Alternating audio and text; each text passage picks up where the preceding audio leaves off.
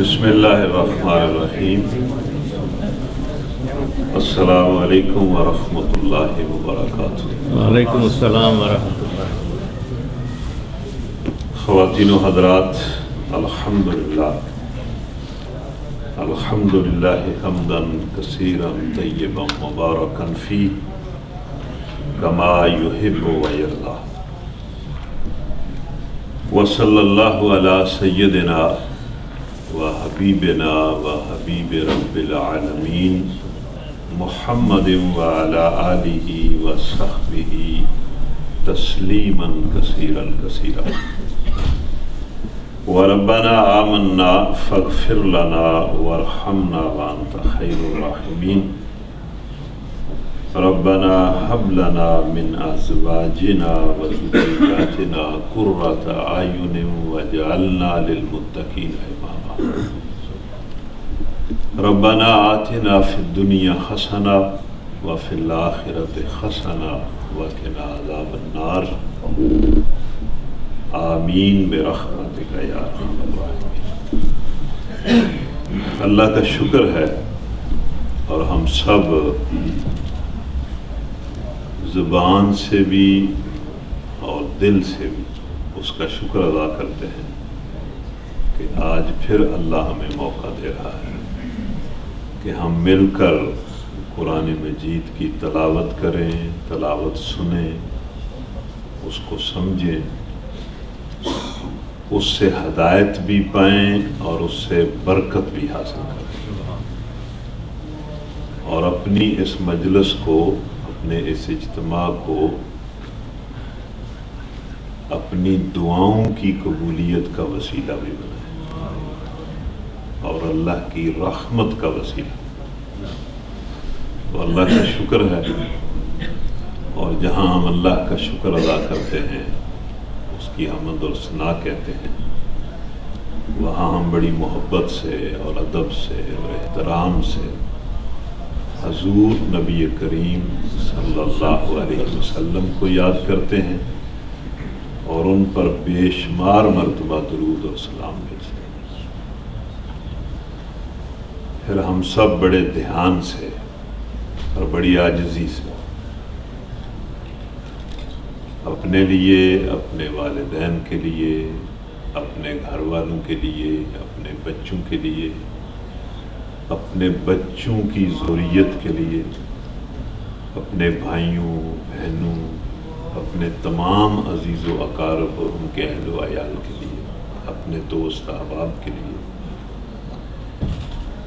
پھر سب اہل ایمان کے لیے اللہ سے گناہوں کی معافی مانگتے ہیں، مغفرت طلب کرتے ہیں، اور اس سے دنیا میں بھی اور آخرت میں بھی دور دور تک ہر معاملے اور ہر لحظے میں اس کا فضل اور اس کی رحمت کا اس سے سوال کرتے ہیں، دعا کرتے ہیں۔ اس کے بعد آج کا سبق ہے، بندہ پڑھا لکھا ہو یا نہ پڑھا لکھا ہو، مثال سے بندہ بات کو بڑا سمجھتا ہے۔ قرآن مجید نے بھی مختلف مثالیں دی ہیں،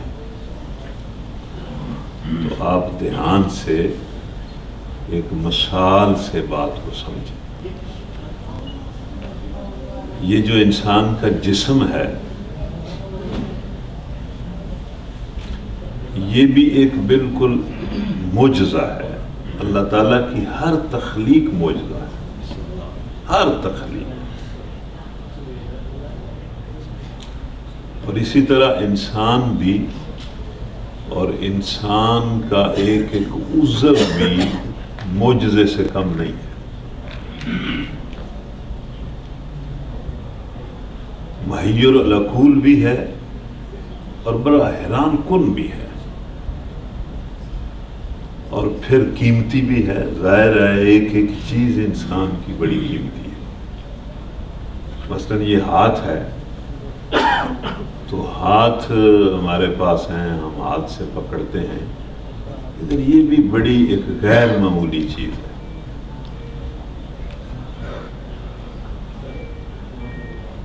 لیکن بعض لوگوں کے ہاتھ نہیں ہوتے. شاید ہمارے سمجھانے کے لیے اللہ تعالیٰ اس طرح ہمارے درمیان کچھ لوگوں کو پیدا کر دیتا ہے. بعض لوگ ہوتے ہیں ان کے ہاتھ نہیں ہوتے لیکن وہ اپنا کام چلا لیتے ہیں. مثلا مجھے بڑا یاد ہے جب میں ایم اے میں پنجاب یونیورسٹی میں پڑھتا تھا تو ہمارا ایک کلاس فیلو تھا، اس کے دونوں ہاتھ نہیں تھے لیکن بڑا ذہین تھا، بڑا سمجھدار تھا. اس کی خدمت کے لیے اس کا چھوٹا بھائی اس کے ساتھ ہوتا تھا. وہ دونوں کٹے ہوئے ہاتھوں سے انگلش اس طرح لکھتا تھا کہ ہم حیران رہ جاتے تھے اور بہت لائق تھا. اب مجھے یہ علم نہیں ہے کہ وہ اس دنیا میں موجود ہے یا نہیں موجود، لیکن اگر وہ دنیا میں ہوا تو کوئی بہت بڑا پروجیکٹ چلا رہا ہوگا. بڑا ذہین آدمی تھا لیکن اس کے ہاتھ نہیں تھے. اسی طرح یہ آنکھیں ہیں. آنکھیں بھی غیر معمولی چیز ہے، غیر معمولی چیز ہے. اور اگر آنکھیں نہ ہوں تو ظاہر ہے بہت بڑی محرومی ہوتی ہے.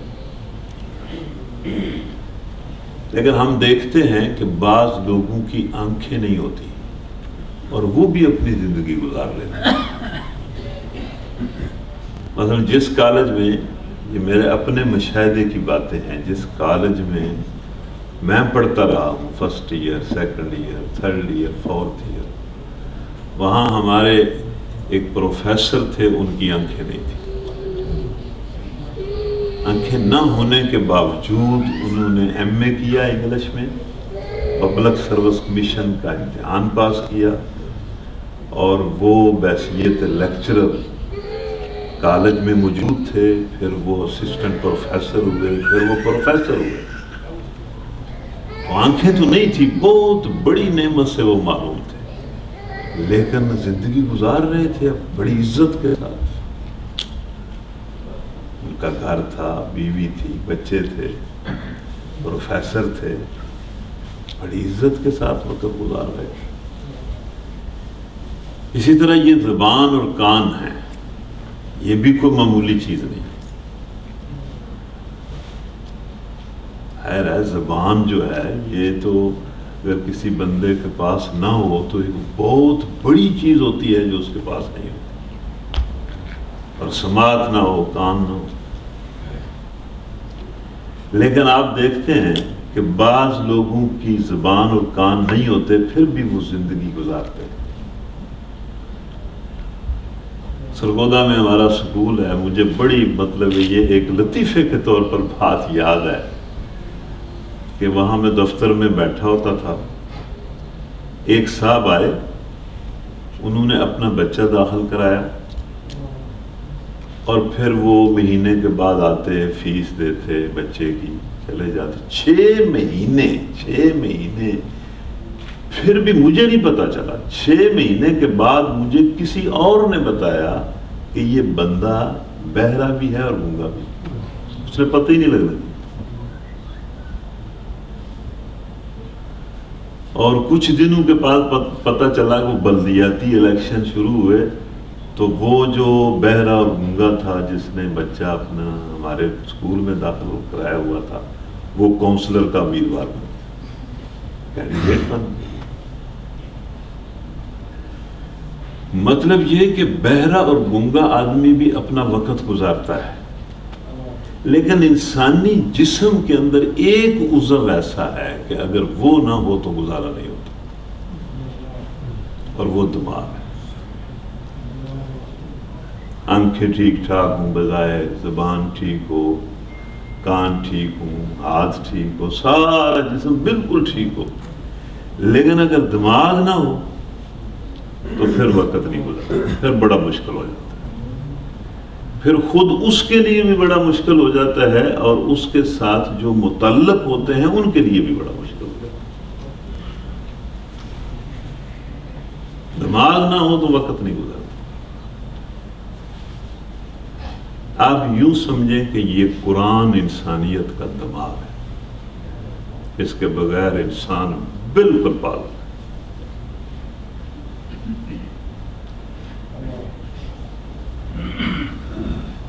اور یہ میں نے تو اس ایک مثال سے آپ کو سمجھایا، خود آپ تصدیق کریں گے، مولانا تشریف فرما ہے، قاری صاحب بھی بیٹھے ہیں، قرآن مجید کو خود اللہ تعالیٰ نے روح کہا ہے۔ روح تو دماغ سے بھی بڑی چیز ہے۔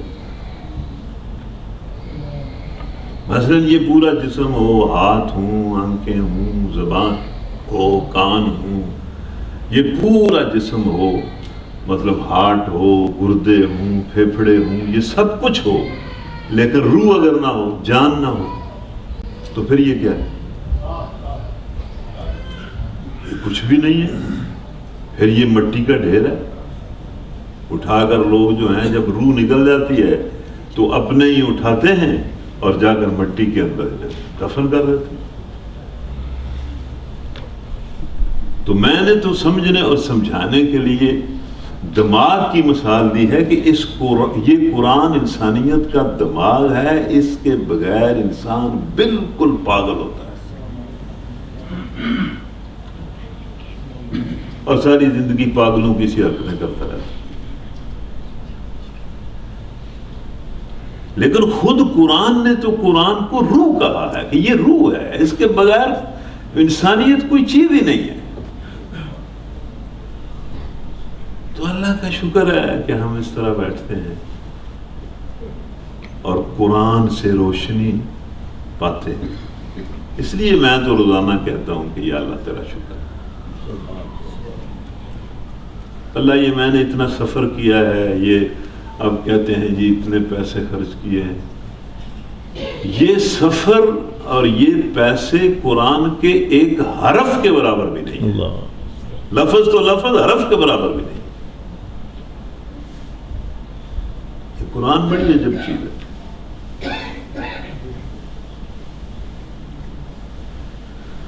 تو اس لیے اللہ کا شکر ہے کہ ہم اس طرح بیٹھے ہیں اور قرآن کو سننا سمجھ رہے ہیں۔ میں آپ سے بار بار گزارش کرتا ہوں کہ جو لوگ یہاں بیٹھے ہوتے ہیں وہ بڑے دھیان سے بات کو سنیں اور بڑے ادب سے بات کو سنیں۔ قرآن میں 5 منٹ، قرآن کی مجلس میں 5 منٹ بیٹھنا بعض اوقات 70 سال سے زیادہ قیمتی ہو جاتا ہے۔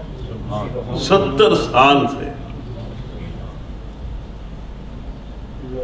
ایک آدمی نے 70 سال قرآن نہیں سنا، بات نہیں سمجھی، اس کی زندگی کے 70 سال گزر گئے۔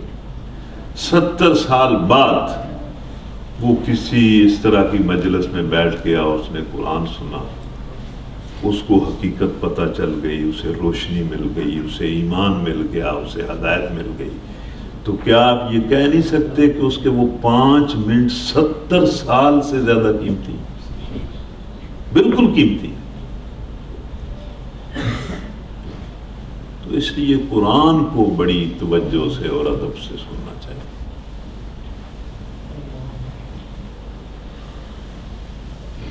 اب آج کا جو سبق ہے اس کی پہلی بات سنیں۔ ہم اس دنیا کو بڑا سمجھتے ہیں نا، اس دنیا نے تو ہمیں دھوکے میں ڈالا ہوا، یہ سارا چکر یہی ہے۔ بلکہ میرا خیال ہے کہ بے ایمانی، ایمان سے محرومی اور ایمان کے بعد منافقت اور بے عملی یا بد عملی، اس کی بنیاد ہی یہ دنیا ہے اور دنیا کے یہ زینتیں اور اس کے اموال اور اس کی وہ ساری چیزیں۔ کسی دلیل کی بنیاد پر لوگوں نے ایمان کو رد نہیں کیا۔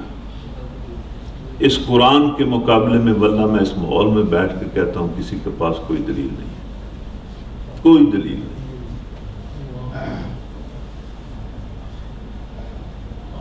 اس دنیا کی محبت میں مبتلا ہو کر لوگوں نے ایمان کو رد کیا ہے یا منافقت کو اختیار کیا۔ تو ہم اس دنیا کو بہت کچھ سمجھتے ہیں، لیکن دیکھیں اللہ کیا کہتا ہے، سنیں، دھیان سے سنیں۔ اعوذ باللہ من الشیطان الرجیم، بسم اللہ الرحمن الرحیم، وَلَوْ أَنَّ لِكُلِّ نَفْسٍ ظَلَمَتْ مَا فِي الْأَرْضِ۔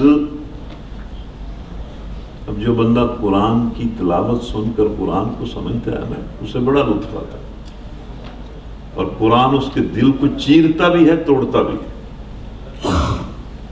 لیکن ہمارا مسئلہ یہ ہے کہ ہم مسلمان ہونے کے باوجود زندگی میں بہت کچھ کرتے ہیں، لیکن نہیں کرتے تو اس قرآن کو سمجھنے کی صلاحیت اپنے اندر پیدا نہیں۔ ورنہ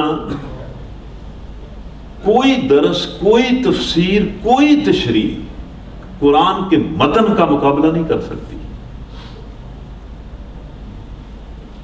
قرآن کا متن چونکہ اللہ کا کلام ہے، کوئی تفسیر متن کا مقابلہ نہیں کر سکتی۔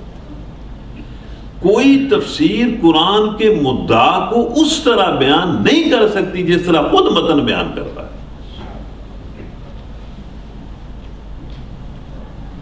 یہ تو ہماری مجبوریاں ہیں، چونکہ ہم عربی سے ناواقف ہوتے ہیں، اور پھر دوسری زبانوں کے اندر اس کا ترجمہ کیا جاتا ہے، تفسیر کی جاتی ہے۔ ورنہ کوئی درس، کوئی تفسیر، کوئی تشریح، کوئی ترجمہ متن کا نعم البدل نہیں ہو سکتا۔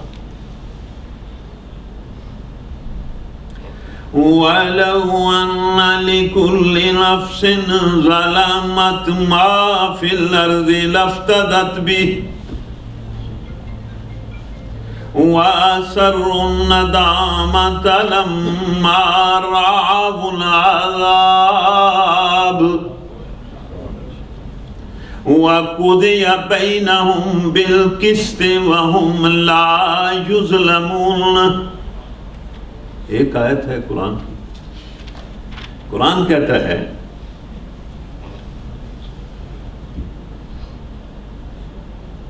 کہ اگر وہ شخص جس نے اپنے آپ پر ظلم کیا ہے، وہ شخص جس نے اپنے آپ پر ظلم کیا ہے، اچھا یہ بھی عجیب تماشا ہے، یہ بھی عجیب تماشا ہے اس دنیا میں کہ انسان سب سے زیادہ ظلم اپنے آپ پر کرتا ہے۔ سب سے زیادہ ظلم انسان اپنے آپ پر کرتا ہے۔ عجیب بات ہے، ویسے عجیب ہی بات ہے جی، کہ سب سے زیادہ ظلم انسان اپنی جان پر کرتا ہے۔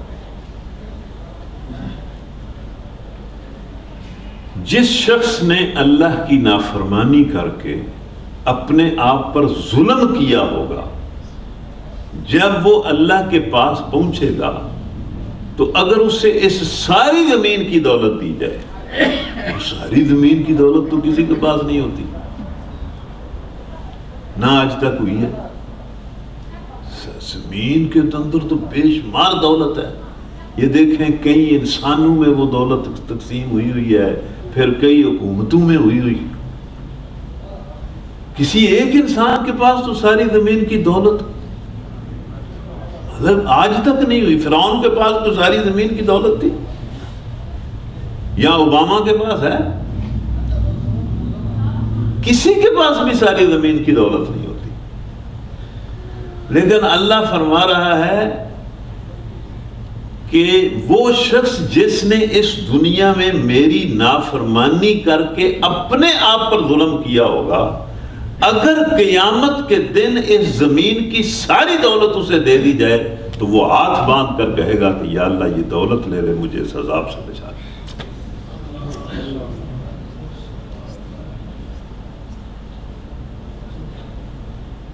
آپ سوچیں نا، اور اللہ تعالیٰ اس کی درخواست کو رد کر دے گا، یعنی پوری زمین کی دولت ایک مجرم کو بھی رہائی نہیں دے سکے گی۔ تو ہم کس لیے اس دنیا کے پیچھے مر رہے ہیں اور اللہ کی نافرمانیاں کر رہے ہیں، چھوٹے چھوٹے مفادات کے لیے، اور کہتے ہیں کیا کروں، نوکری کا مسئلہ ہے۔ قرآن کی آیت ہے، میں نے خود اپنی طرف سے تو بات نہیں کی۔ تو پھر کیا حیثیت ہے؟ اسی لیے اللہ تعالیٰ قرآن مجید میں بار بار اس دنیا کی ساری دولت کو متاع کہتا ہے کہ اس کی کوئی حیثیت ہی نہیں ہے۔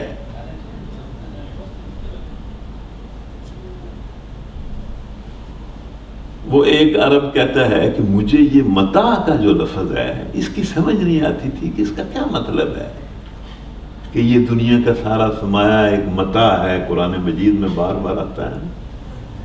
تو وہ کہتا ہے کہ مجھے سمجھ نہیں آتی تھی کہ یہ متاع کا لفظ اس کا مفہوم کیا ہے، عرب لوگ اس کو کس مفہوم کے لیے استعمال کرتے ہیں، بولتے ہیں۔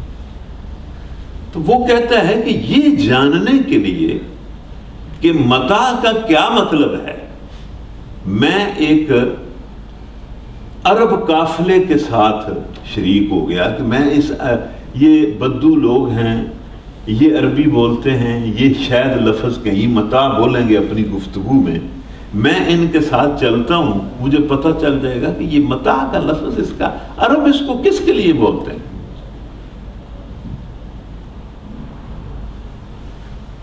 تو وہ کہتا ہے کہ اس قافلے میں نے سفر کیا لیکن کسی نے کوئی متاع کا لفظ بولا نہیں اپنی گفتگو میں۔ ایک جگہ پر انہوں نے پڑاؤ ڈالا قافلے والوں نے، تو کچھ خواتین جو ہیں وہ انہوں نے چشمے میں یا بہتے پانی میں برتن دھونے شروع کر دی۔ تو وہ برتن دھونے کے لیے خواتین چھوٹی سی وہ ٹاکی استعمال نہیں کرتی، چھوٹا سا کپڑا استعمال کرتی ہیں۔ تو وہ عرب کہتا ہے کہ وہ خاتون جو ہیں وہ برتن دھو رہی تھی پانی میں، تو ایک خاتون کے ہاتھ سے وہ جو کپڑا تھا چھوٹا سا، جس کو ہم ٹاکی کہتے ہیں، وہ اس کے ہاتھ سے چھوٹ گئی اور وہ پانی میں بہہ گئی۔ تو اس نے زور سے کہا میری متاع کدھر گئی، میری متاع کدھر گئی۔ یہ دنیا اس ٹاکی کی مانند ہے جس کے پیچھے ہم جیسے بزدل لوگ ایمان کو برباد کرتے ہیں۔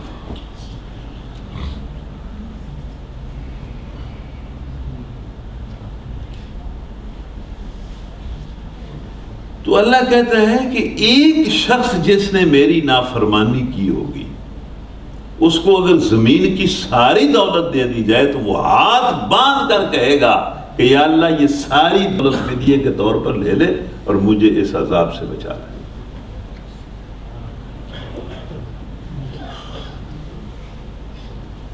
مطلب اس کا کیا مطلب ہے؟ مطلب یہ کہ اس دنیا کے لیے تو اس آخرت کو برباد نہیں کرنا چاہیے، یہ سودا تو نہیں کرنا چاہیے، کچھ بھی ہو جائے نہیں کرنا چاہیے، کچھ بھی ہو جائے یہ سودا نہیں کرنا چاہیے۔ اور اس کے بعد اسی آیت میں اللہ کہتا ہے وَأَسَرُّ النَّدَامَةَ لَمَّا رَأَوُا الْعَذَابَ۔ دوسری بات اللہ یہ کرتا ہے کہ جب وہ اپنی نافرمانی کے نتیجے کے طور پر عذاب کو دیکھے گا تو وہ سخت شرمندہ ہوگا کہ میں نے کیا کیا ہے، میں نے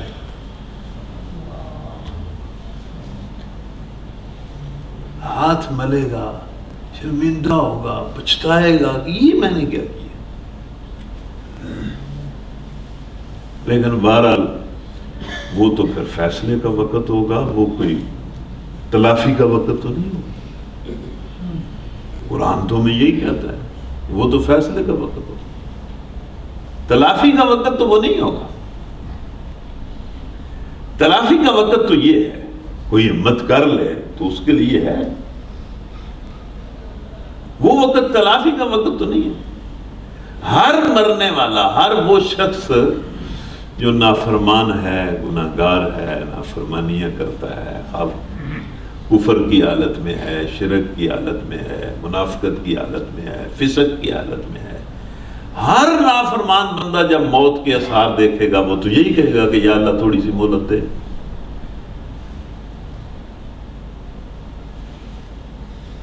کٹے سے کٹا کافر بول اٹھے گا کہ یا اللہ تھوڑا جنا وقت دے نا، بڑا نیک ہوا دا، بڑا صدقہ کراں دا، نیک لوگاں دے نال رواں دا۔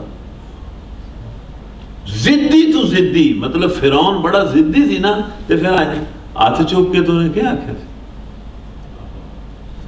کہ میں موسیٰ اور ہارون کے رب پر ایمان لاتا ہوں.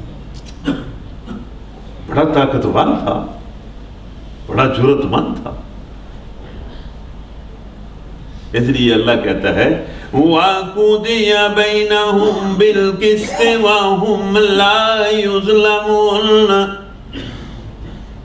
وَقُضِيَ بَيْنَهُمْ بِالْقِسْطِ وَهُمْ لَا يُظْلَمُونَ. بالکل کچھ بھی نہیں ہوگا، نہ کوئی فدیہ پیش کرنے کا فائدہ ہوگا، نہ کوئی شرمندگی اور پچھتاوے کا فائدہ ہوگا.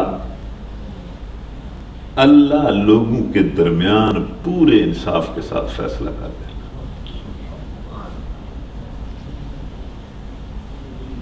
اور کسی پر کوئی زیادتی نہیں ہوگی. وہ جو قانون اس نے انبیاء کے ذریعے، جو ضابطہ اس نے انبیاء کے ذریعے لوگوں کو بتایا ہوگا، اس ضابطے کے مطابق پورے انصاف کے ساتھ فیصلہ کرے گا.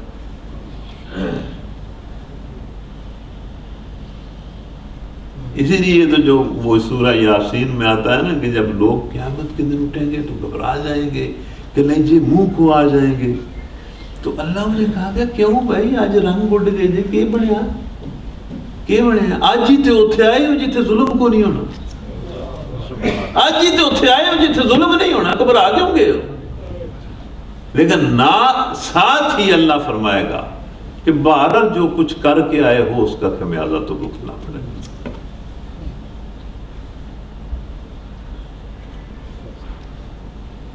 اچھا جی، یہی وہ آخرت کا جواب دہی کا عقیدہ ہے جو بندے کو اس دنیا سے اٹھاتا ہے، اس دنیا تک پہنچا دیتا ہے اور اس کے اندر زبردست قوت عمل پیدا کر دیتا ہے. زبردست قوت عمل.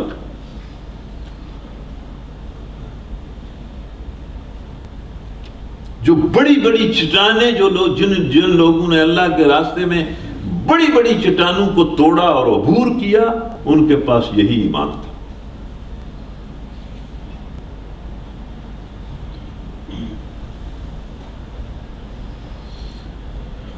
میرا خیال ہے وہ جنگ بدر کی بات ہے یا جنگ احد کی بات ہے، لوگ لڑ رہے تھے، مر رہے تھے، ظاہر ہے جنگ ہو رہی تھی. تو ایک صحابی نبی صلی اللہ علیہ وسلم سے کہتے ہیں اللہ کے رسول، حالانکہ وہ پہلے بھی جانتے تھے، ان کا ایمان تھا، کوئی ایسی بات نہیں، وہ دوبارہ تصدیق حاصل کرنا چاہتے تھے، ضمانت حاصل کرنا چاہتے تھے.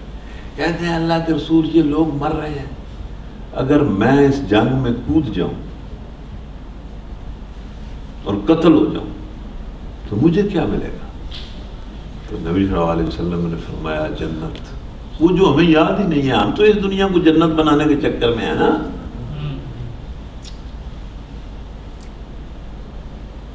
اس دنیا کو یہ جنت نہیں بنے گی جناب، یہ جنت نہیں بنے گی. جو بندہ اس کو جنت بنانے کی کوشش کرتا ہے وہ بالکل ناکام ہوتا ہے. یہ جنت بن ہی نہیں سکتی. جن کی اس جیب میں بھی پیسے ہوتے ہیں، جن کی اس جیب میں بھی پیسے ہوتے ہیں، اس جیب میں بھی پیسے ہوتے ہیں، ہم نے انہیں راتوں کو اٹھ کر چیخیں مار کر روتے سنا ہے. ظاہر ہے اللہ بادشاہ ہے، وہ اولاد میں اگر کوئی مسئلہ پیدا کر دے تو پیسے کیا کریں گے؟ وہ بیٹی کو کسی دکھ میں مبتلا کر دیں تو پیسے کیا کریں گے؟ پیسے کیا کریں گے؟ بالکل جن کے بینک ڈالروں سے بھرے ہوئے ہوتے ہیں، ہم نے ان کو چیخیں مارتے ہوئے روتے سنا ہے.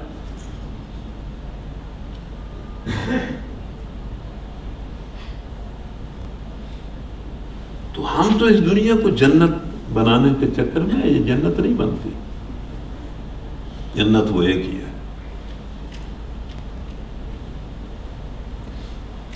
اس کے بعد پھر اللہ وہی جو پچھلے 2 دن ہم نے سبق پڑھا ہے نا، یہ میں نے بھی سلیکشن جو میں دن کو سوچتا ہوں کہ قرآن کو کون سا حصہ پڑھوں، تو میرا بھی یہ چاہتا ہے کہ میرا اہل ادھر ادھر کی باتیں کرنے کی بجائے جو ایمان کی بنیادی باتیں ہیں اگر کسی کے دل کے اندر اتر جائیں تو وہی کی جائے. پھر وہی بات جو ہم نے کل بھی پڑھی پرسوں بھی پڑھی. اللہ نے کہا الا ان للہ ما فی السماوات والارض. خبردار رہو. یہاں اضافہ ہے ایک لفظ کا الا کا.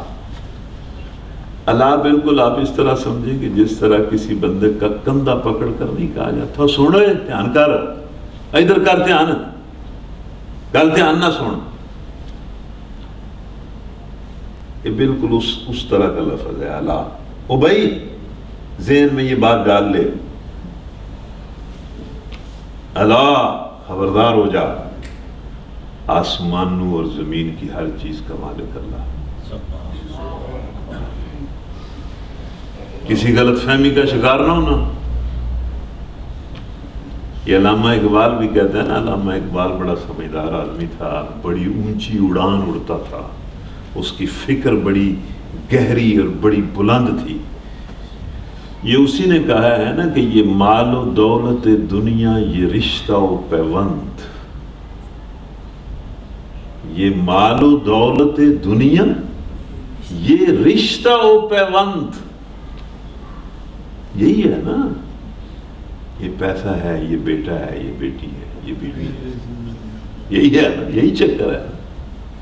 یہ مال و دولت دنیا یہ رشتہ و پیوند بتان وہم و گمان لا الہ الا اللہ. یہ وہم و گمان کے بت ہیں, اصل چیز لا الہ الا اللہ.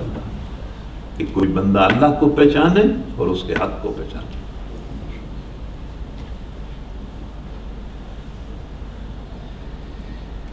الا ان للہ ما فی السماوات والارض.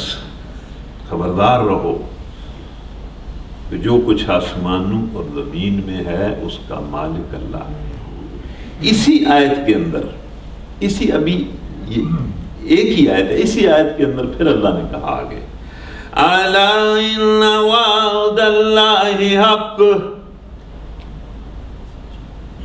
الا ان وعد اللہ حق. خبردار رہو اللہ کا وعدہ حساب و کتاب بالکل سچ ہے. کسی غلط فہمی میں مر نہ جانا. بالکل حق. اور حق ہے, حق ہے. کسی کو سمجھ آئے تو بھی حق ہے, کسی کو سمجھ نہ آئے تو بھی حق ہے. اور ہر پیمانے پر پورا اترتا ہے. سیانے لوگ پڑھے لکھے لوگوں کئی باری متھے لگ جاندے نا. پڑھے لکھے لوگ تو بڑی گلاں کرتے ہیں. کسی یونیورسٹی جائیے نا تو نویں پود بڑی گلاں کرتی. وہ جی عرفان صاحب یہ جس چیز کو میں نے دیکھا نہیں, جس کو میری عقل جو ہے وہ اس کے اندر وہ آتا نہیں, وہ جس کو میں محسوس نہیں کر سکتا, جو میرے حواس سے خمسہ سے باہر ایک چیز ہے, اس پر میں ایمان کیسے لے آؤں؟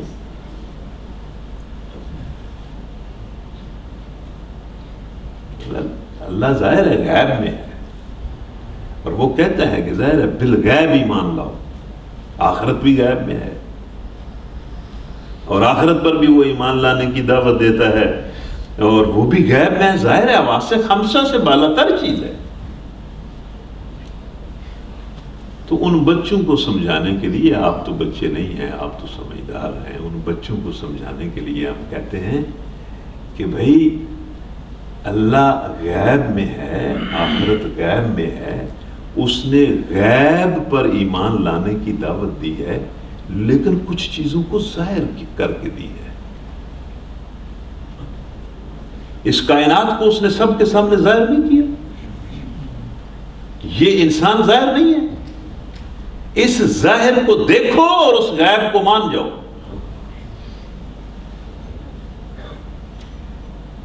تم کہتے ہو کہ آخرت ہمیں سمجھ نہیں آتی. میں ان بچوں سے کہتا ہوں تمہیں یہ دنیا سمجھ آتی ہے جو تمہارے سامنے ظاہر ہے؟ یہ تمہاری عقل میں آتی ہے کہ یہ کیا ہے؟ بڑے بڑے سائنسدان کی عقل میں بھی یہ دنیا نہیں آتی. تو اس اونے کو دیکھو اور اس اونے کو مان جاؤ.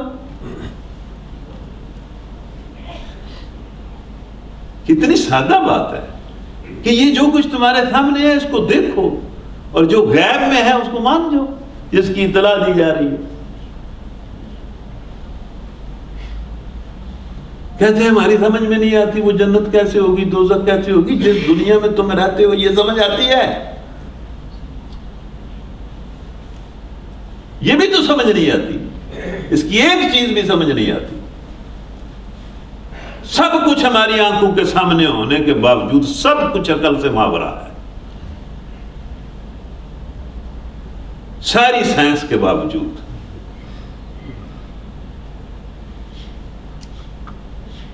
تو اللہ نے ظاہر کیا ہے. پھر اللہ تعالیٰ نے انبیاء کو ظاہر کیا ہے. انبیاء کے ظاہر ہیں نا, وہ کوئی چھپی ہوئی چیز تو نہیں ہے.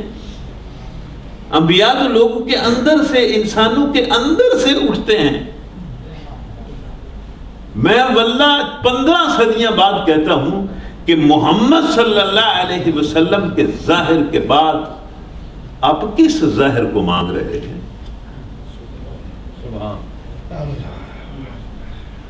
اور یہ میں آپ کو دعوت دے رہا ہوں ایمان کی, تو مجھے اور آپ سب کو کون ایمان کی دعوت دے رہا ہے؟ محمد صلی اللہ علیہ وسلم, جن کی امانت و دیانت کی گواہی سارے کافر دیتے تھے اور جن کی پوری زندگی قربانی ہے. بندہ جھوٹ کے لیے قربانی دے سکتا ہے؟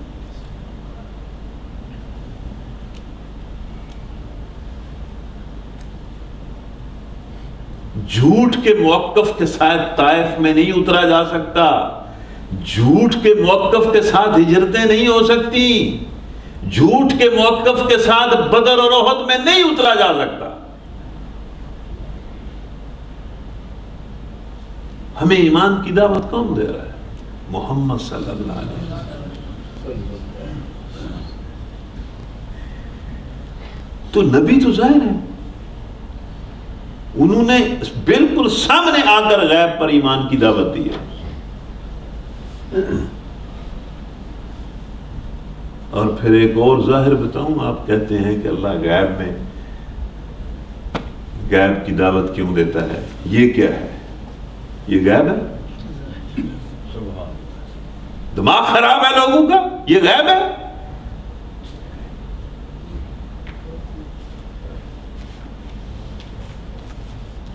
کوئی مائی کا لال کسی زبان میں بھی اس کتاب جیسا ایک جملہ بھی نہیں بنا سکتا, کسی بھی زبان میں. لیکن آپ کو اس بات کی سمجھ ہی نہیں آ رہی ہوگی کہ کیا مطلب ہے.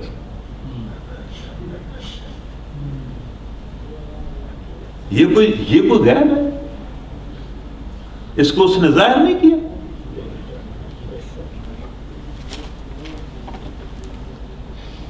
اس لیے اللہ کہتا ہے الا خبردار رہو, آسمانوں اور زمین میں جو کچھ ہے وہ اسی کی تخلیق ہے اور اسی کی ملک ہے. الا ان وعد اللہ حق, اور خبردار رہو وعدہ قیامت بالکل سچ ہے, اس کے لیے تیار رہو.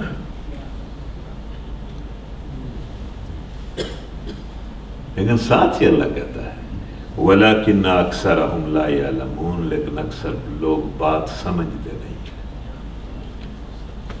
یا سمجھنے کے باوجود نہیں سمجھتے, یہ سمجھنا چاہتے نہیں, یا سمجھنے کے نتیجے میں, ماننے کے نتیجے میں جو قربانی دینی پڑتی ہے اس کو وہ نہیں دینا چاہتے. میں نے کل یہ لفظ بولا تھا کہ جس سے ایمان کی دولت حاصل ہو جاتی ہے وہ یہ پسند کرتا ہے کہ ایمان مجھ سے قربانی مانگے اور میں قربانی دوں. ہم تو وہ لوگ ہیں نا کہ جو قربانی کہ تصور سے کانپ اٹھتے ہیں۔ جب ایمان کسی کے اندر داخل ہوتا ہے تو وہ ایمان، وہ بندہ چاہتا ہے کہ مجھ سے ایمان قربانی مانگے اور میں قربانی دوں، حتیٰ کہ جان کی قربانی بھی مانگے تو 10 مرتبہ جان۔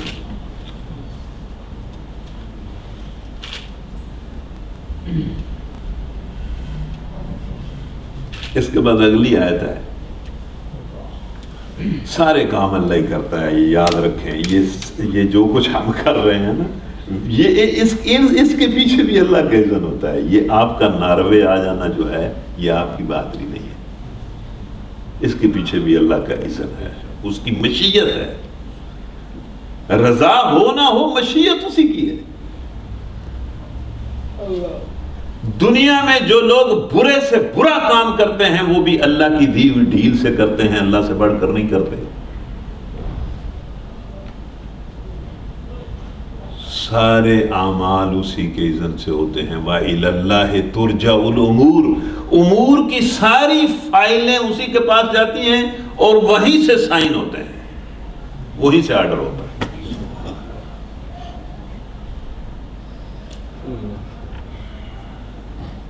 لیکن یہاں اگلی آیت میں اللہ نے 3 کام بتائے ہیں کہ 3 کام اللہ کرتا ہے، سارے وہ کرتا ہے لیکن ان میں سے 3 کا ذکر اس نے کیا ہے۔ اب میں آپ کو دعوت دیتا ہوں کہ آپ اس پر 1 بار سوچیں، 2 بار سوچیں، 10 بار سوچیں کہ یہ 3 کام کون کرتا ہے، یا خود بخود ہو جاتے ہیں، پاگلانی گل۔ 1,24,000 پیغمبر تسلسل کے ساتھ اور اللہ کی طرف سے نازل ہونے والا علم وحی تسلسل کے ساتھ حقیقت بتا رہا ہے، اور آگے سے بندہ جو ہے وہ مت ماری، کبھی کوئی گل کر چلتا ہے، کبھی کوئی گل کر۔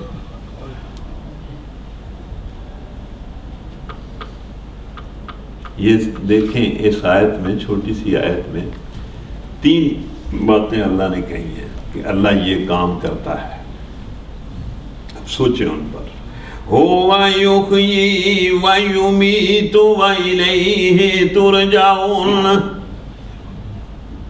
هُوَ يُحْيِي وَيُمِيتُ وَإِلَيْهِ تُرْجَعُونَ، وہی زندگی دیتا ہے۔ کون دیتا ہے؟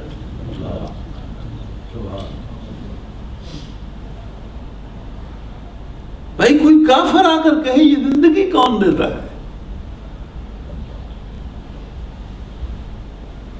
یہ زندگی کا سارا سلسلہ، اس کا موجد کون ہے؟ هو یحیی، وہی زندگی بنتا ہے۔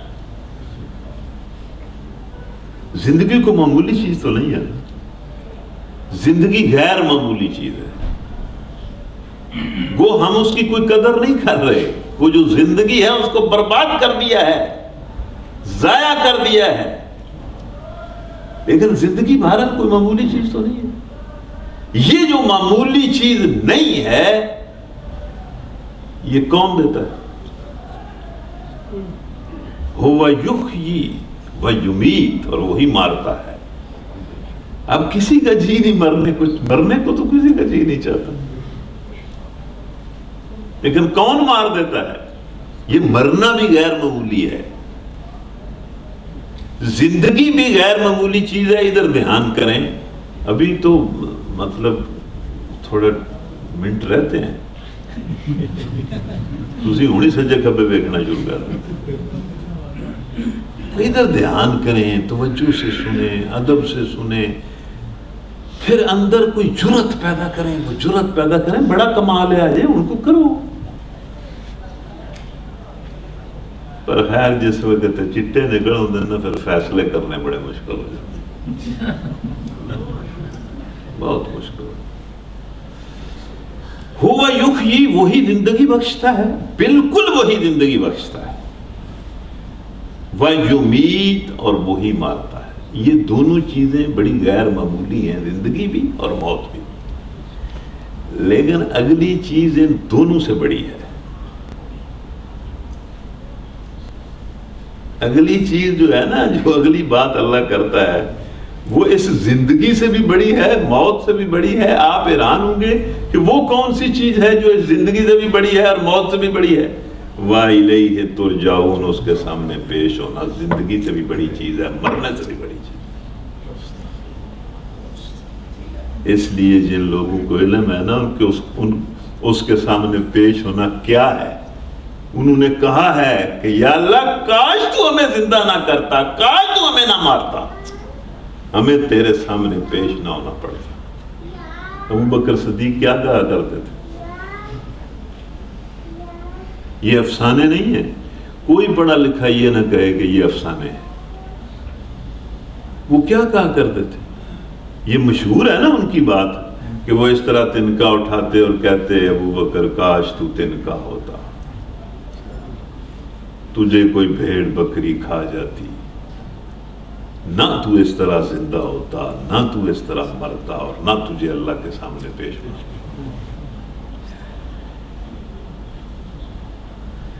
ہمارے ہاں یہ جو وڑائچ اور چیمے اور جٹ اور گجر ہیں وہ آخرت اور جنت اور جہنم کی باتیں کر کے ٹھٹھے مارتے ہیں اور مذاق اڑاتے ہیں.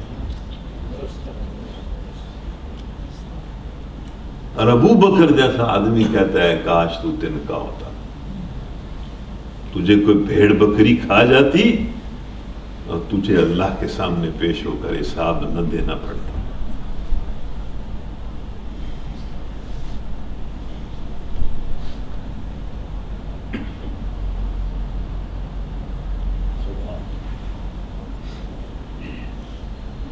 مطلب یہ کہ صحابہ کے سامنے تو جب آخرت کا ذکر ہوتا تھا تو ڈھاڑے مار کر روتے تھے.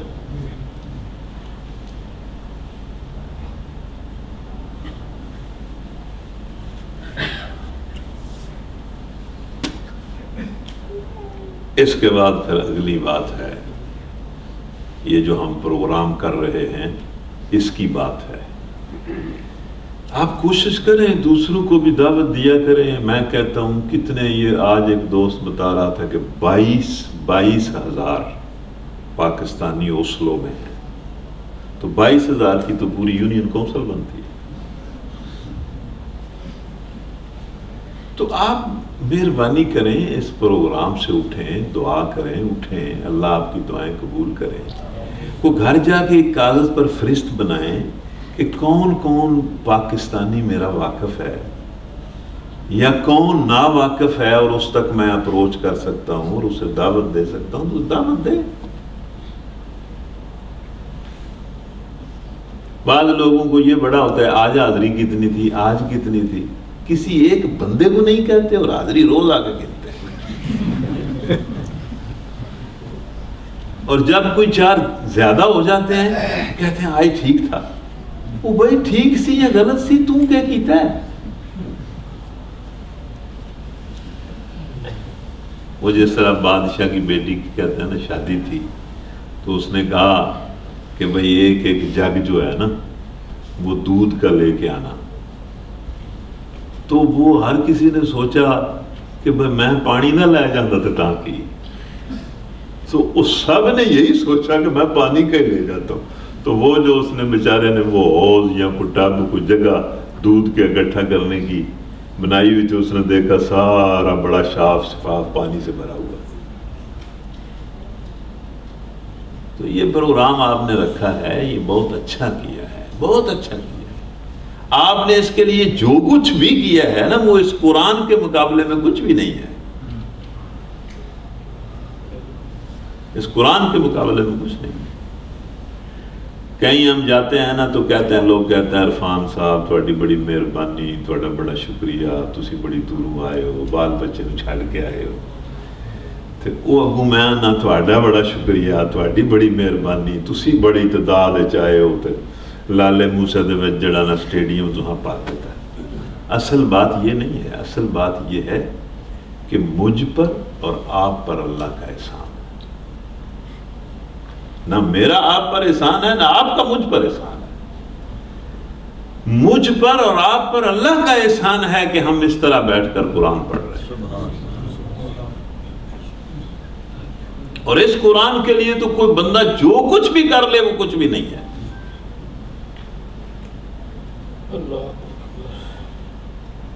یا ایھا الناس قد جاءتکم موعظۃ من ربکم وشفاء لما فی الصدور وہدی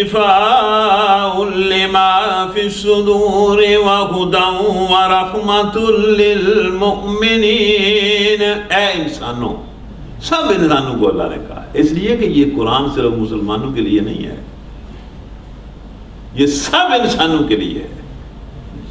اور واللہ کوئی کتنا کٹے سے کٹا کافر ہو، آپ اسے قرآن سمجھا دیں، اسے بتا دیں، یہ بالکل اس کے دل کو توڑ کر رکھ دے گا۔ اس کی ساری بنی بنائی، وہ جو اس نے جو کچھ اپنے دل میں بنایا ہوا ہوتا ہے، اس کو وہ بالکل ختم کر دے گا۔ تو یہ سارے انسانوں کے لیے ہے، اس لیے اللہ نے کہا یا ایھا الناس، ہے انسانوں، تمہارے رب کی طرف سے اس قرآن کی شکل میں تمہارے لیے نصیحت آ گئی ہے۔ یہ قرآن نصیحت ہے۔ نصیحت کیا ہوتی ہے؟ آپ نے کسی کو بتایا ہوگا، یا میں نے ہی شاید پچھلے پروگرام میں بتایا ہو، نصیحت کیا ہوتی ہے؟ پتہ نہیں آپ کو بھی یاد ہے یا نہیں، نصیحت کیا ہوتی ہے؟ نصیحت اس کلام کو کہتے ہیں، اس گفتگو کو کہتے ہیں جس گفتگو اور کلام میں بڑا خلوص اور بڑا درد ہوتا ہے، اور جس گفتگو کے ذریعے آپ کسی دوسرے کو کسی نقصان سے بچانے کی کوشش کرتے ہیں یا کسی فائدے کی ترغیب دیتے ہیں، اس گفتگو کو نصیحت کہتے ہیں۔ مثلا آپ کا بیٹا ہے، اس کی عادتیں خراب ہو گئی ہیں، اس کا ذہن خراب ہو گیا ہے۔ یہاں تو بہت سارے بچوں کا ذہن خراب ہو جاتا ہوگا، جو لوگ بڑے نیک اور صالح ہیں خود، ان کے بچوں کو بھی خراب ہو جاتا ہوگا، وہاں بھی خراب ہو جاتا ہے۔ تو اس باپ کو بڑی فکر لگتی ہے، یہ تو گیا، یہ تو خود بھی ذلیل ہوگا، مجھے بھی کرے گا، ہم تو برباد ہو گئے۔ تو باپ بیچارہ اس کو کندھے سے پکڑ کر ایک طرف بٹھا لیتا ہے اور اسے سمجھانا شروع کر دیتا ہے۔ اس سمجھانے کو، جس سمجھانے کے ذریعے وہ بچے کو کسی نقصان سے بچانے کی کوشش کر رہا ہے کہ بچے کو ادراک نہیں ہے، سمجھ نہیں ہے، اس کا بھی بڑا نقصان ہوگا، میرا بھی بڑا نقصان ہوگا، تو اس غلط لائن سے ہٹانے کے لیے جو گفتگو باپ کرتا ہے اس کو نصیحت کہتے ہیں، نقصان سے بچانے کے لیے۔ یا پھر آپ اپنے بچے کو الگ بٹھا لیتے ہیں، بیٹا محنت کیا کرو، پڑھا کرو، FSC کرو، اچھے نمبر لو، میڈیکل کالج میں داخلہ مل جائے گا، ڈاکٹر بن جاؤ گے، پھر ساری زندگی موجیں کرتے رہو۔ اس گفتگو کے ذریعے آپ اسے ایک فائدے کی ترغیب دے رہے ہیں، اس کو بھی نصیحت کہتے ہیں۔ یعنی جس گفتگو اور کلام کے ذریعے کسی کو نقصان سے بچایا جاتا ہے اور فائدے کی ترغیب دی جاتی ہے، اس کو نصیحت کہتے ہیں۔ تو اللہ قرآن کو نصیحت کہہ رہا ہے، یعنی قرآن کے ذریعے اللہ تعالیٰ انسانوں کو دنیا اور آخرت کے نقصان سے بچانا چاہتا ہے اور دنیا اور آخرت کا فائدہ دینا چاہتا ہے۔ اگر کوئی بندہ باپ کی نصیحت نہ سنے تو سارے کہتے ہیں تو کوڑا اپنے باپ دی بھی گل نہیں منتا، انہیں تو مرنا ہی مرنا ہے، ڈوبنا ہی ڈوبنا ہے، یہ تو نقصان ہونا ہی ہونا ہے۔ بھائی باپ کی نصیحت نہ ماننے سے نقصان ہو جائے گا تو اللہ کی نصیحت نہ ماننے سے نقصان نہیں ہوگا۔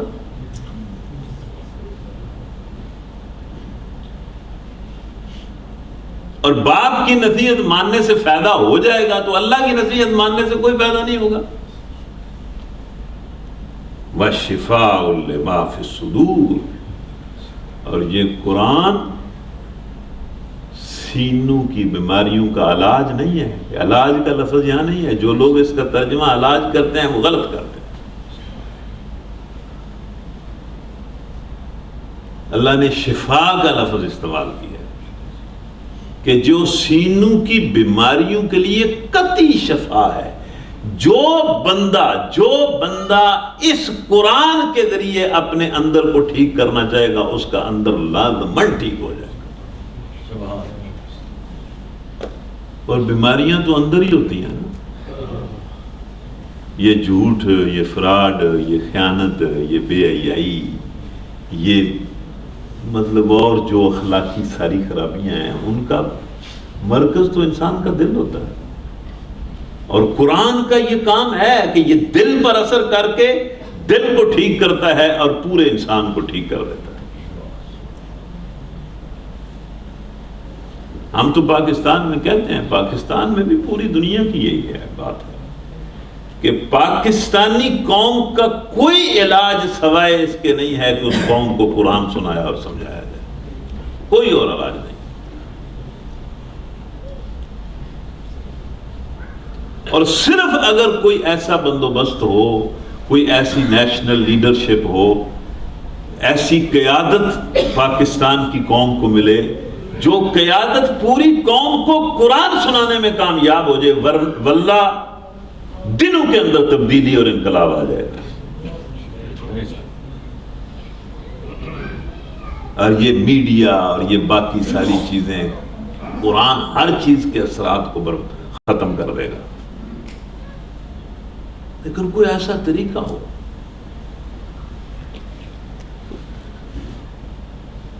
وَہُدًى. اور قرآن صرف نصیحت آموز کلام ہی نہیں ہے. قرآن صرف سینوں کو ٹھیک کرنے والی چیز ہی نہیں ہے، بلکہ پریکٹیکلی عملی طور پر زندگی کے سارے معاملات اور زندگی کے پورے سسٹم کے لیے تعلیم دیتا ہے، پریکٹیکلی تعلیم دیتا ہے. بلکہ میں یہ کہتا ہوں کہ صرف قرآن کے پاس پورے زندگی کے نظام کی ہدایت ہے، تعلیم ہے، کسی اور نظام کے پاس نہیں.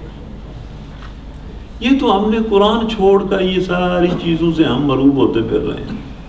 وہ جس طرح علامہ اقبال نے کہا تھا نا کہ مانگتے پھرتے ہو اغیار سے مٹی کے چراغ، غیراں کو مٹی دیاں بتیاں موم بتیاں منگتے پھرتے ہو، اساں گھر چ نیرا ہو گیا روشنی کرنی ہے.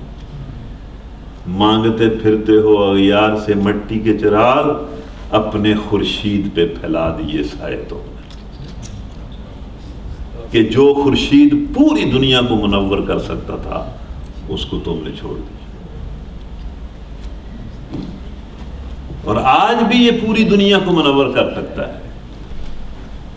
یہ قرآن تو بڑی عجب چیز ہے، آج بھی عجب چیز ہے. وَہُدًى یعنی وہ قرآن عملی تعلیم دیتا ہے، بالکل بندے کے دل سے شروع ہو کر اس کے بیڈ روم سے لے کر، اس کے دفتر سے لے کر، اس کی خلوت اور جلوت کے ہر معاملے سے لے کر تخت و تاج تک کے معاملات اور بین الاقوامی معاملات تمام میں ہدایت دیتا ہے، تعلیم دیتا ہے. مجھے مولانا گور الرحمان صاحب کی وہ بات بڑی یاد ہے.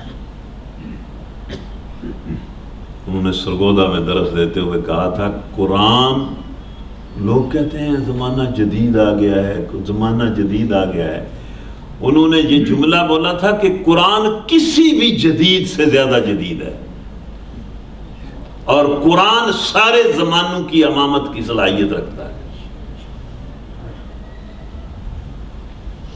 قرآن پیچھے چلنے والی چیز نہیں ہے، آگے چلنے والی چیز. اور اس کے بعد اگلے لفظ تو بڑے زبردست ہیں، اگلے لفظ بڑے ہی زبردست ہیں، اور وہ آخری لفظ ہیں. ہمارا وقت ہو گیا ہے، بڑے دھیان سے سنیں، بہت زبردست لفظ. اب کیا طریقہ اختیار کیا جائے، کس طرح مجھے پتہ چلے کہ آپ سارے سن رہے ہیں؟ کم از کم یہ تو سن جائیں. ہاتھ کھڑا کر کے کریں، ہاتھ کھڑا جو سن رہے ہیں. کئی بندے کئی چودھری جڑے نا ہاتھ کھڑا لگے کرن لگے انہوں بڑے چرم ہو گئے.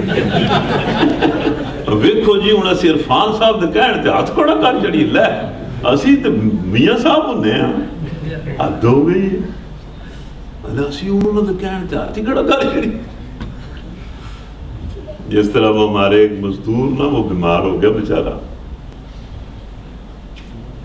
جٹ سی بیمار ہو گیا، وہ بیمار ہو گیا تو اس کے والد صاحب اسے لے گئے ڈاکٹر کے پاس، تو ڈاکٹر نے کہا بھائی یہ زبان دکھاؤ، یہ منہ کھولو، تو اس نے کہا منہ تو میں نے نہیں کھولنا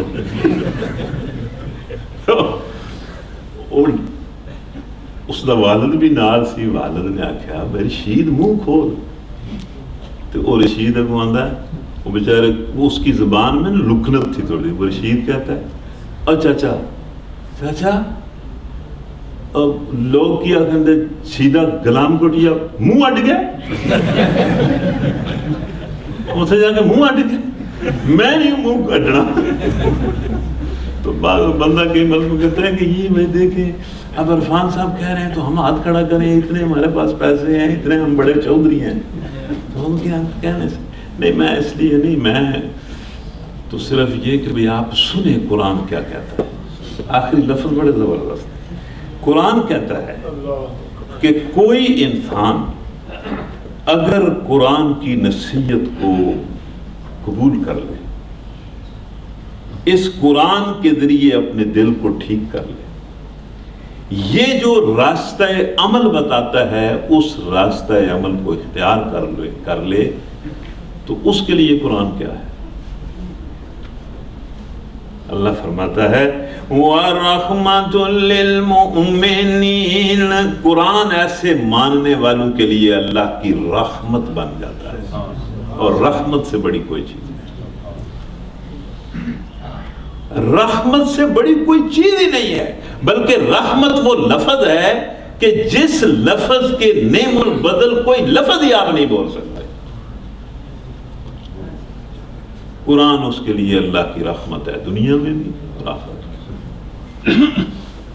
وآخر دعوانا الحمدللہ رب العالمین۔ چلو درس بھی نہ بھولیو، لیکن اے گل تے اکا نہ بھولیو جڑا میں آکھیا وے فرشت بناؤ، تے انہاں سارے بندیاں نوں ایتھے حاضر کرو۔ چلو کل دا تانوں ایک ہوم ورک دینے ہاں کہ جننے تسی بیٹھے ہو نا، ہر بندے نے ایک بندہ اور لے آؤ، ایدو تو گھٹ پھر درد کیڑا تھا یہ جی تو اوپر ایدو گھٹ تو کچھ نہیں ہو سکتا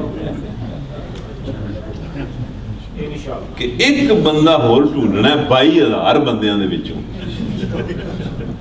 اے بڑھیاں بڑھیاں نو رہن دیو نا، کوئی بوڑھے پھوڑے جوان جوان تلاش کریو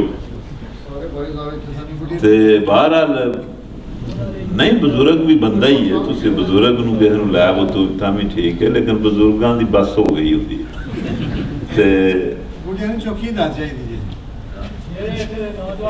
نہیں ٹھیک ہے، کوئی نہیں اس نو بحث نہیں بنانا، اسی من لان دے 100 نمبر انہوں میں مل جان دے۔ بہرحال کل ہر بندہ یہ ٹرائی کرے سمیت رضوان صاحب کے اور اخلاق صاحب کے۔ یہ بعض اوقات انتظامیہ والے اپنے آپ کو درمیان سے نکال لیتے ہیں کہ ہم تو انتظامیہ ہیں، ہماری تو یہ ذمہ داری نہیں ہے، تو کوشش کریں کل، کیونکہ یہ 5-7 دن کا ہمارا پروگرام ہے، یہ اچھا ہو اور اچھا ہو اور اچھا ہو۔ اور بسا اوقات یہ ہوتا ہے کہ کچھ لوگ ایسے ہوتے ہیں کہ جو سنتے ہیں بس سنتے ہی ہیں، اور کچھ لوگ ایسے ہیں کہ جو ایک ہی بات سنتے ہیں اور بالکل بدل جاتے ہیں، بالکل اس کا امکان ہوتا ہے۔ تو اس لیے آپ کا ہوم ورک، خواتین کے لیے بھی یہ ہوم ورک ہے، وہ سن رہی ہیں، اگر وہ یہ کہیں گی کہ وہاں سپیکر کی آواز نہیں آتی، یہ تو مطلب دی گل نہ ہوئے، تو یہ خواتین کے لیے بھی ہے، اور خواتین کے لیے بھی اسی طرح ہے، مطلب یہ کہ اگر کوئی خاتون اپنے گھر کے کسی مرد کو لے آتی ہے تو وہ بھی اس کے نمبر پورے ہو جائیں، اور اگر کوئی مرد اپنے گھر کی اس خاتون کو لے آتا ہے جو پہلے نہیں آتی، اس کے بھی نمبر پورے ہو جائیں۔ تو ایک فرد میں اضافہ کرنا ہے۔ الحمدللہ رب العالمین والصلاة والسلام علی رسولہ الکریم وعلی آلہ وصحبہ اجمعین۔ یا اللہ ہمارے سینے کھول دے، ہمیں ایمان کی دولت عطا کر، اور یا ارحم الراحمین زندگی کی شکل میں، موت کی شکل میں، وسائل کی شکل میں، رشتوں کی شکل میں جو رزق تو نے ہمیں دیا ہے، جو کچھ دیا ہے، یا اللہ اس کو اپنے لیے خاص کر لے، اس کو اپنے لیے خاص کر لے، یا اللہ اس کو اپنے لیے خاص کر لے، یا ارحم الراحمین ہمیں معاف کر دے، ہم پر اپنا فضل فرما دے، ہم پر اپنی رحمت فرما دے۔ یا اللہ یہ جتنے لوگ اس اجتماع میں ہیں مجھ سمیت، یا اللہ جس کے دل اور جس کی زبان پر جو جائز دعا ہے، یا اللہ اس کی دعا کو سن اور قبول کر، یا اللہ اس کی دعا کو قبول کر، یا اللہ تیرے پاس اختیار کن ہے، یا اللہ ہماری دعاؤں کی قبولیت پر کن کہہ دے، یا ارحم الراحمین، یا ارحم الراحمین ہم میں سے جو بندہ جس پریشانی میں مبتلا ہے، یا اللہ اپنے فضل سے اس کی پریشانی کو دور کر، یا ارحم الراحمین، یا ارحم الراحمین ہمارے گھر والوں اور ہمارے بچوں کو نیک اور صالح بنا اور ہماری آنکھوں کی ٹھنڈک بنا، یا اللہ ہمارے گھروں کو اور ہمارے بچوں کو فتنوں سے محفوظ فرما، فتنوں سے محفوظ فرما، یا ارحم الراحمین، یا ارحم الراحمین ہماری قوم اور ہمارے ملک پر رحم فرما، یا اللہ ہمارے ملک کو ظلم اور فساد سے بچا، غلام ہونے سے بچا، غلامی ایک بہت بڑی لعنت ہے، یا اللہ ہمیں غلامی سے نجات عطا فرما،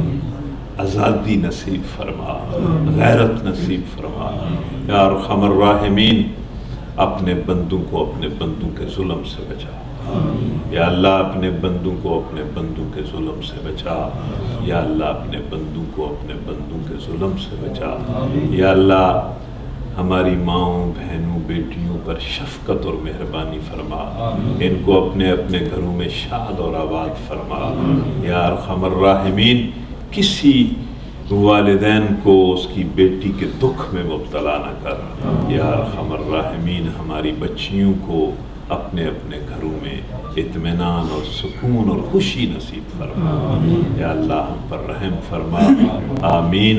اللہم صلی وسلم علی نبینا محمد وعلی آلہ وصحبہ اجمعین برحمتک۔